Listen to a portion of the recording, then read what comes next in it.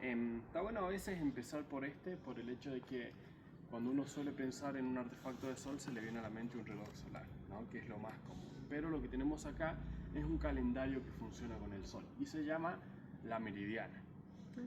A veces es mejor, antes de empezar a explicar cómo funciona en general, tener, digamos, ciertos conocimientos en general, cómo funciona cualquier artefacto de sol.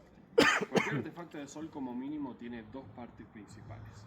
Una es un objeto que se llama un gnomon y otra es una superficie. Yo creo que puede que hayan visto el clásico reloj solar egipcio, que es como un circulito con un triangulito, ¿no? Entonces el gnomon sería ese objeto, el triangulito. Como estamos hablando de un artefacto de sol, obviamente tiene que estar el sol. Entonces ese triangulito va a generar una sombra. Esa sombra se le llama proyección.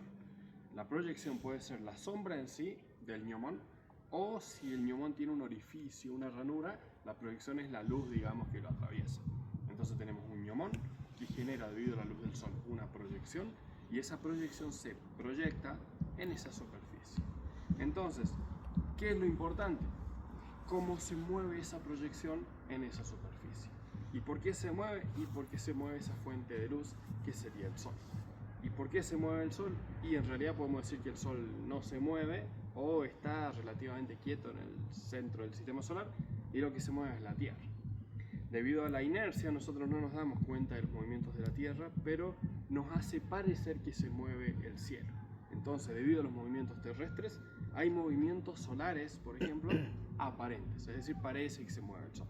Entonces, básicamente cualquier artefacto de sol mide el paso del tiempo, teniendo en cuenta esos movimientos solares aparentes y cómo los mide y viendo cómo se mueve una proyección sobre una, digamos, de un gnomon en una superficie, básicamente. Entonces, los relojes de sol, que son los más conocidos, tienen en cuenta uno de los movimientos del sol, que es básicamente que el sol parece que nos va dando vueltas todos los días debido a la rotación de la Tierra.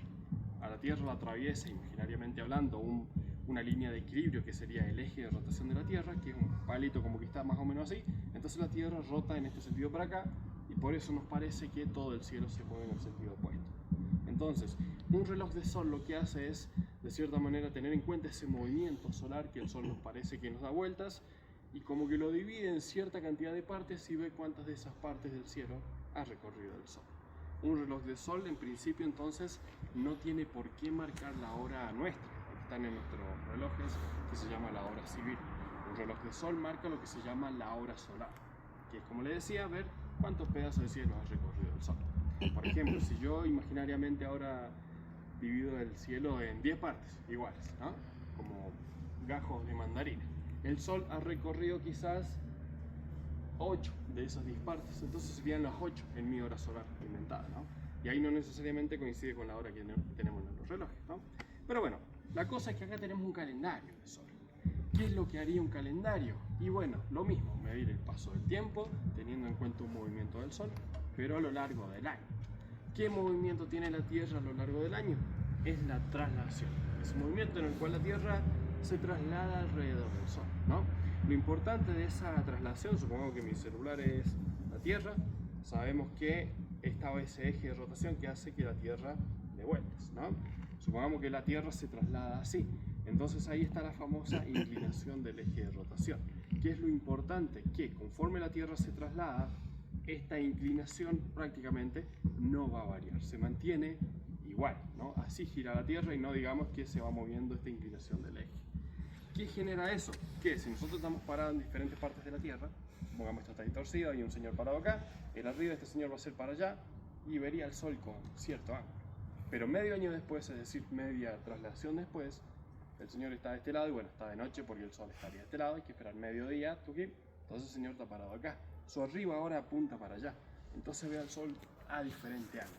Entonces, con los pies en la tierra, si nosotros le prestamos atención a la altura a la cual parece que tiene el sol, nos vamos a dar cuenta que a lo largo del año el sol parece que sube y baja, tiene un movimiento vertical. Y ese movimiento tiene consecuencias reales en la Tierra. Básicamente, si el sol parece que está arriba, los rayos nos llegan más directamente, entonces recibimos más energía neta del sol que si el sol pareciera que está más abajo y los rayos llegan menos directamente.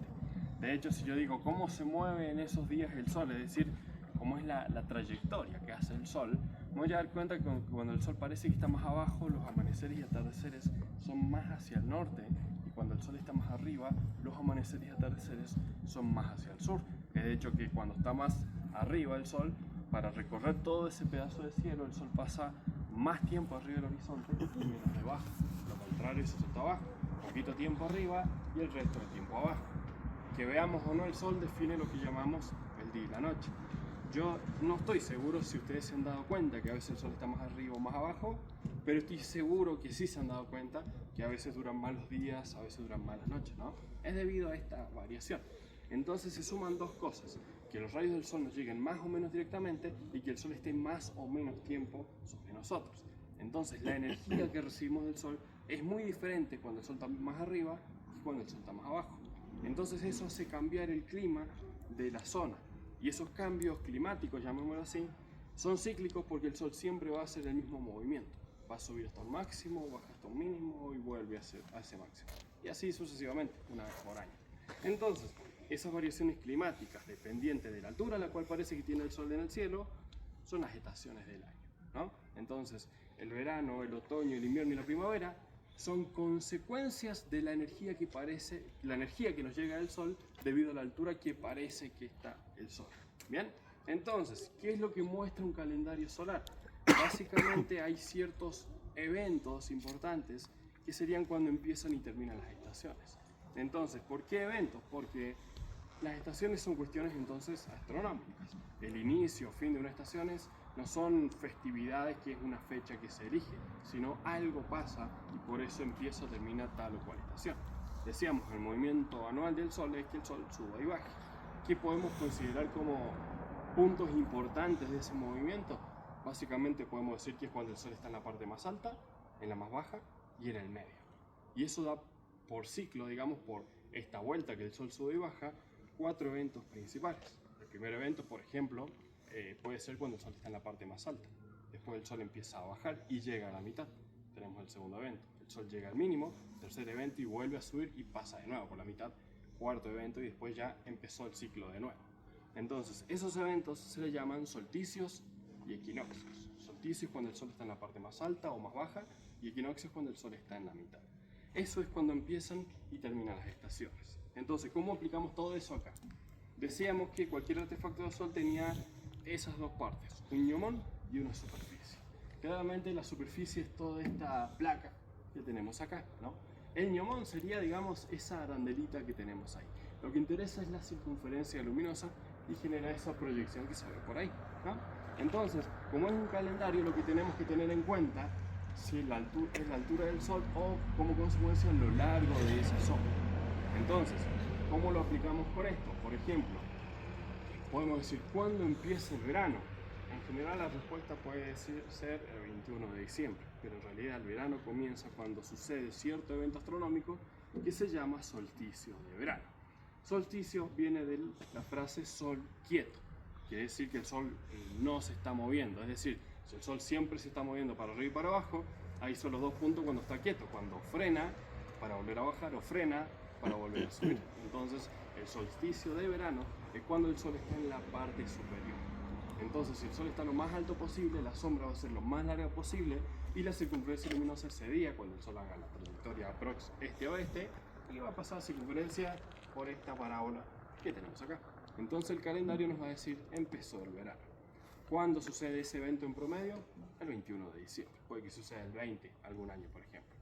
Pero bueno, lo importante es que en el verano, entonces, los días se empiezan a cortar. Yo les decía que el sol les pasaba más tiempo si estaba arriba, menos si estaba abajo. Entonces, si el sol está en la parte más alta, vamos a tener el día más largo del año, o la noche más corta. Entonces, después de ese día más largo, y los días cada vez van a empezar a durar un poquito menos, porque el sol empieza a bajar. ¿Hasta cuándo? Y hasta que el sol llegue al mínimo. El día más corto o la noche más larga del año. Otro solsticio, el solsticio de invierno. Si el sol está en la parte más baja, la sombra va a ser lo más cortita posible y la circunferencia luminosa va a pasar por la parábola superior que tenemos ahí. Entonces ahí va a suceder el solsticio de invierno, empieza el invierno y eso en promedio sucede el 21 de junio. Entonces, ¿cuándo termina el verano? ¿Cuándo termina el invierno? Era cuando el sol llegaba a esa mitad que yo les comentaba. Si el sol está en la parte más alta, día más largo del año. Si el sol está en la parte más baja, noche más larga. qué pasa cuando el sol está en la mitad. Básicamente dura lo mismo el día y la noche. Es por eso que ese evento se le llama noche igual o equinoccio, ¿no? Y es por eso que equinoccio tiene dos fechas distintas. Son los dos momentos cuando el sol pasa por el medio, cuando baja, equinoccio de otoño, y cuando sube, equinoccio de primavera, ¿no? ¿Qué tenemos de especial en esos, aparte de la duración igual del día y la noche, 12 horas y 12 horas? Y que yo les comenté que cuando el sol está más arriba, los amaneceres y atardeceres son más hacia el sur, cuando el sol está más abajo, los amaneceres y atardeceres son más hacia el norte. Durante los equinoccios, el sol sale exactamente en el este y se oculta exactamente en el oeste. Pasa por una línea imaginaria que se llama ecuador celeste. Básicamente, la proyección al cielo del ecuador que conocemos en geografía. Pero bueno, ¿qué veríamos acá en este calendario? Que el sol estaría a tal altura, de tal manera que la circunferencia luminosa, bueno, pasa por esa línea horizontal. Entonces nos indicaría que terminó el verano, si es el equinoccio de otoño, o terminó el invierno, si es el equinoccio de primavera. Entonces básicamente este calendario nos va a mostrar solamente esos eventos, porque en principio a muchas culturas eran los eventos que les importaban, porque las estaciones son las que rigen principalmente la actividad agrícola, ¿no? La agricultura. Cuando las sociedades ya fueron sedentarias, fueron sociedades como tal, dependían fuertemente de la agricultura, y la agricultura depende de la altura a la cual tiene el sol. Entonces, ¿cómo sabríamos cuándo vamos a sembrar o cosechar? Y cuando el sol está a cierta altura. ¿Y cómo lo medimos eso?